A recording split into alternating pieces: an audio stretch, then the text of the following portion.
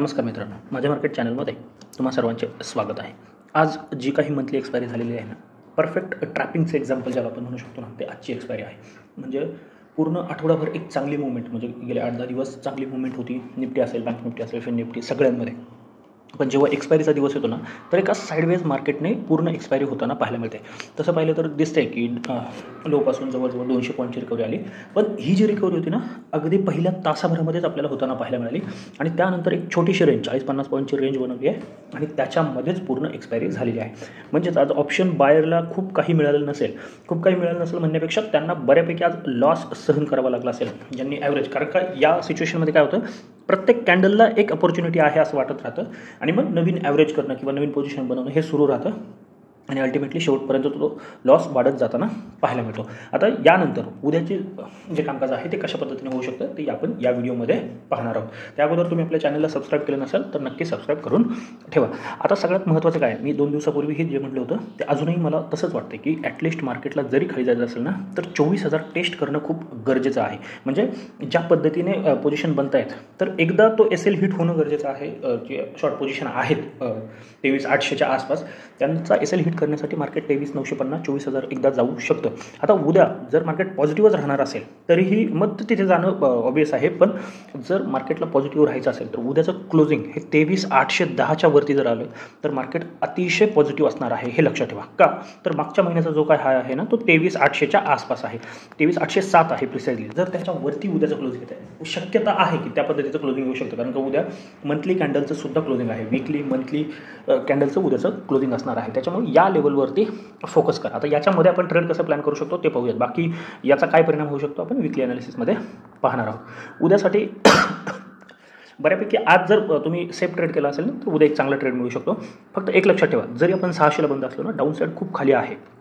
ती लेवल येऊ शकते तुमची 23,410, जो की आज चालू आहे. तो ब्रेक होत नाही आहे ना, तोपर्यंत फ्रेश म्हणजे ॲग्रेसिव्ह सेलिंग ज्याला म्हणतो ना, ते होणार नाही आहे. पण इंट्राडेसाठी जर छोटे मोठे ट्रेड प्लॅन करायचे असतील ना तुम्हाला, तर उद्या या लेवलवरती फोकस करा. ती लेवल आहे 23,560 आणि वरती जी लेवल आहे ती आहे 23,640. म्हणजे जो काही आजचा झोन क्रिएट झालेला आहे ना, त्यावरती फोकस करायचं. पण लक्षात ठेवा, जर याच्यामध्ये ओपन झालं ना, तरच या झोनवरती तुम्हाला चांगला ट्रेड मिळणार आहे, अदरवाईज नाही. याच्यामध्ये म्हणजे ही आजचं क्लोजिंग आहे 590 आणि वरती 640, म्हणजे या 50-60 पॉईंटमध्येच कुठे जर ओपनिंग होतं आहे मार्केटचं, तर त्या पद्धतीने इथे जर ओपन होतं आहे, फ्लॅट खाली येतं आहे, इथे थोडं वेळ सस्टेन करून 560 ब्रेक होतं, एक डाऊन साईडचा ट्रेड तुम्ही प्लॅन करू शकता. पण जे टार्गेट आहे ते 410 पर्यंत 420 पर्यंतचं टार्गेट असलं पाहिजे. 410 नंतर तुम्ही नवीन ट्रेड प्लॅन करू शकता. मग तो विकली बेसिस असेल किंवा तुमचं जे काही ॲनालिसिस असेल त्या पद्धतीने तुम्ही करू शकता. मग याच्यामध्ये 560, 520 आहे, 460 आहे आणि 420 आहे.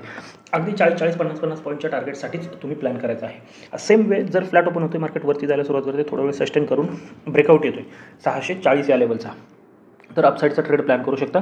त्यानंतर तुमचं 720 हे पहिले टार्गेटमध्ये 680 आहे, परंतु 720 आहे, 780 आणि 840 ते 860 या लेवलपर्यंत उद्या आपण जाताना पाहू शकतो, हे लक्षात ठेवा. जर खूपच ॲग्रेसिव्ह बाईक, आता फ्लॅटपेक्षाही जर गॅपअप ओपनिंग होते, 70-80 पॉईंटचं जर गॅपअप ओपनिंग होते ना, तर वाट पाहिजे एखादा नवीन ब्रेकआउट बनण्याची, एखादा झोन क्रिएट करू द्या आणि ब्रेकआउट येऊ द्या. मग त्यानुसार या लेवलवरती फोकस करा. मग ज्या लेवलवरती असणार आहेत ना, मग त्यासाठी आपल्याकडे 720 आहे, 780 आहे आणि इथे एक 660सुद्धा आहे. 660ची लेवल आहे ना, ती इम्पॉर्टंट असू शकते. का जर मार्केट गॅपअप होतं याच्यावरती, तर कदाचित 660ला सपोर्ट घेऊन मार्केट जाऊ शकतं किंवा खाली येऊन 640-620च्या झोनमध्ये येऊन वरती जाऊ शकतं. गॅपअपच्या केसमध्ये शक्यता आहे वरती.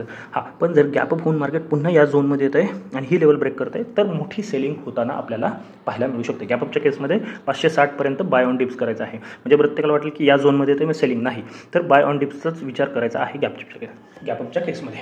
आता गॅपडाऊन तिसरा जो क्रायटेरिया आहे, जर गॅपडाऊन ओपनिंग होत आहे तर तो थोडा इंटरेस्टिंग बनू शकतो. कारण की गॅपडाऊनच्या केसमध्ये थोडी वाट पाहावी लागणार. काय करते मार्केट, कदाचित 2 कंडिशन होऊ शकतात गॅपडाऊन नंतर. समजा 100-125 पॉईंटचं गॅपडाऊन ओपनिंग होतं आहे, तर मार्केट सुरुवातीला इथे टेस्ट करायला येऊ शकतं. लक्षात घ्या, ही लेवल टेस्ट करेल आणि मग फॉल होईल, तो सुद्धा सिव्हिअर असू शकतो. किंवा गॅपडाऊनमध्ये इथे थोडं वेळ सस्टेन करून नवीन ब्रेकडाऊन क्रिएट करेल, तर त्या केसमध्ये आपल्याला एक डाऊन साईडचा ट्रेड प्लॅन होणार आहे. कोणत्याही केसमध्ये ज्या लेवल सांगितलेले आहेत, म्हणजे 560 असेल, 460 आहे, 420 आहे, या लेवलवरती मध्ये 520 आहे आणि वरती ज्या 40-40 पॉईंटच्या झोनने आहेत त्यावरती फोकस करायचा आहे. उद्या एप्रिल सिरीजचा पहिला दिवस असणार आहे. त्याच्यामुळे नवीन पोझिशन किती रोल ओव्हर झाले ते आज आपल्याला समजेल. मग त्या आधारे आपण ठरवू शकतो की कशा पद्धतीचं कामकाज होऊ शकतं. पण फक्त उद्याच्या दिवसापुरतीचं जे कामकाज आहे ना ते या पद्धतीने. बाकी आपण मोठ्या टाईम फ्रेमवरती पाहूयात शनिवारी वगैरे विकली ॲनालिसिसमध्ये की कशा पद्धतीचं कामकाज होऊ शकतं. पण एक लक्षात ठेवा, 24,000 टेस्ट होणं खूप गरजेचं आहे एकदा तिथे जाण्याचं, आणि माझा व्ह्यू त्या दृष्टीचा आहे. त्याच्यामुळे मी शक्यतो उद्या डाऊन साईडचा ट्रेड जो आहे ना तो अवॉइड करणार आहे. हा अगदी 410 415 जर ब्रेक होते आणि मोठ्या मोठ्या कॅन्डल बनवून ब्रेक करते ना तर मी विचार करू शकतो. अदरवाईज मी थोडं डाऊन साईडचा ट्रेड उद्याच्या दिवसापुरतं अवॉइड करणार आहे. मग नवीन सिरीजमध्ये पाहूयात काय होतं ते एप्रिलमध्ये जसं महिना सुरू होईल त्या पद्धतीने. आता बँक निफ्टी पहा. बँक निफ्टी अजूनही स्ट्रॉंग आहे निफ्टीच्या तुलनेमध्ये म्हणतो मी. असं खूप स्ट्रॉंग आहे त्याचा नाही. निफ्टी रिजेक्शन घेत आहे. बँक निफ्टीने सुद्धा 52,800च्या आसपास एक रिजेक्शन फेस केलेलं आहे. पण आज खूप चांगला ट्रेड इथे बनलेला आहे. म्हणजे 50,000च्या आसपास 51,000च्या आसपास मार्केटने सपोर्ट घेतला जो की अपेक्षित होता, आणि वरती जाताना मार्केटने एक चांगली मुवमेंट दाखवली आणि पुन्हा साईडवेज झालेला आहे. या वोलेटाईल सेशनमध्ये शेवटी अगदीच ॲट द मनीचा एखादा ट्रेड तुम्ही 2:45-3 वाजता ट्राय केला असेल तर थोडंफार काही मिळाले असतील. अदरवाईज नाही. आमच्याकडे याचा BTST होता त्यामुळे इथे गॅप डाऊन ओपनिंगनंतर सुद्धा चांगला प्रॉफिट पाहायला मिळालेला आहे. इथे सुद्धा सेम स्ट्रॅटजी यूज करा. हा झोन आहे, या झोनच्या व्यतिरिक्त काही करण्याचा प्रयत्न करू नका. फक्त इथे ही जी ट्रेंड लाईन आहे ना ती इम्पॉर्टंट असणार आहे. ती असू शकते 51,350 इथपर्यंत. बायोन डिप्स म्हणजे फ्लॅट गॅपअप गॅपडाऊन कोणत्याही केसमध्ये बायोन डिप्स कुठपर्यंत 51,350 300 हा जो झोन आहे. जर तो ब्रेक झाला ना तर मात्र एक डाऊन साईड आपल्याला ट्रिगर होताना पाहायला मिळू शकते, जे तुम्हाला घेऊन जाऊ शकते 51,150 51,000 ही जी सायकोलॉजिकल लेवल आहे. जर ती ब्रेक झाली तर मग 50,800च्या लेवल आपल्याला पाहायला मिळतील. अपसाईड ॲग्रेसिव्ह असू शकते बँक निफ्टीमध्ये. जर 51,800च्या वरती कोणत्याही कंडिशनमध्ये एक 15 मिनिट किंवा 30 मिनिटची कॅन्डल बंद होताना आपल्याला जर पाहायला मिळाली तर एक चांगलं ॲग्रेसिव्ह बाईंग बँक निफ्टीमध्ये पाहायला मिळू शकतं. ज्याचं टार्गेट हे आपल्याला 52,000 असेल. 52,150 52,300 आणि 52,500पर्यंतचा प्रवाससुद्धा आपल्याला पाहायला मिळेल. उद्याचा दिवस काही एक्स्ट्रा करण्याचा प्रयत्न करू नका. मंथली कॅन्डल क्लोजिंग आहे.